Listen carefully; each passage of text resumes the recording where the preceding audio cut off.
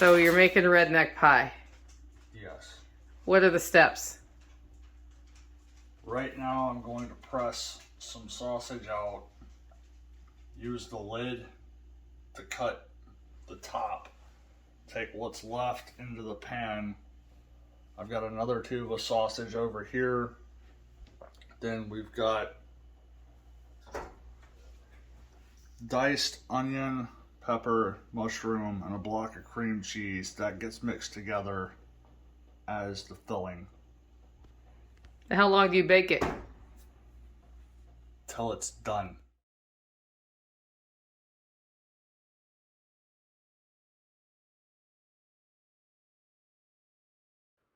Who's ready to learn to cook from a redneck? So you're making a redneck pie. Yes. What are the steps? Right now I'm going to press some sausage out, use the lid to cut the top, take what's left into the pan. I've got another tube of sausage over here. Then we've got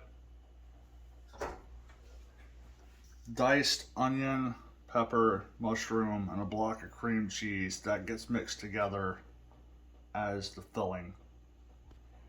How long do you bake it?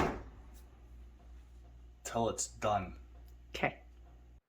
So pressing it down flat turned out to be a little harder than we thought, but ultimately he was able to get it done. I suggested a rolling pin next time, and then he used the lid to cut out a round piece to go on top of the pie, and then took the rest of the ground meat, which was a 1 pound package, and pressed it to the side of the cast iron skillet and got it ready for the filling.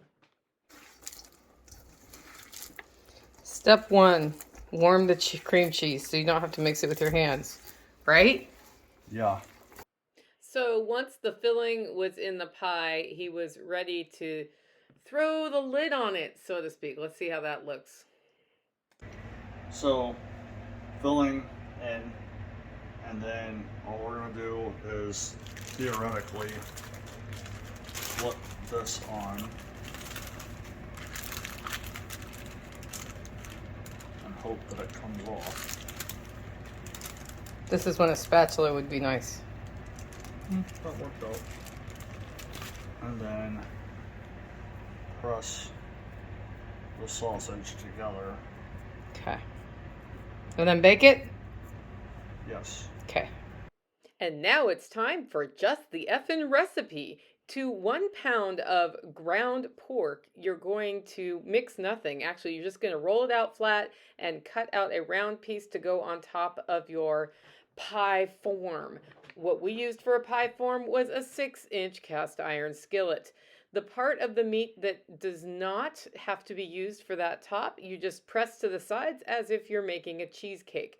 Now, to make the filling, you take 1 8-ounce package of cream cheese, add 1 diced up jalapeno, about that same amount of a diced up bell pepper, as much onion diced as your heart wants. I did about 1/4 of an onion, about a teaspoon of garlic powder, and fresh chopped up herbs. If you have them from your garden, we put in basil and sage. We also put a half teaspoon of salt, and then we mix that all in as the filling. Bake it at 350 for about an hour or until it's done, and then slice and eat. Delish.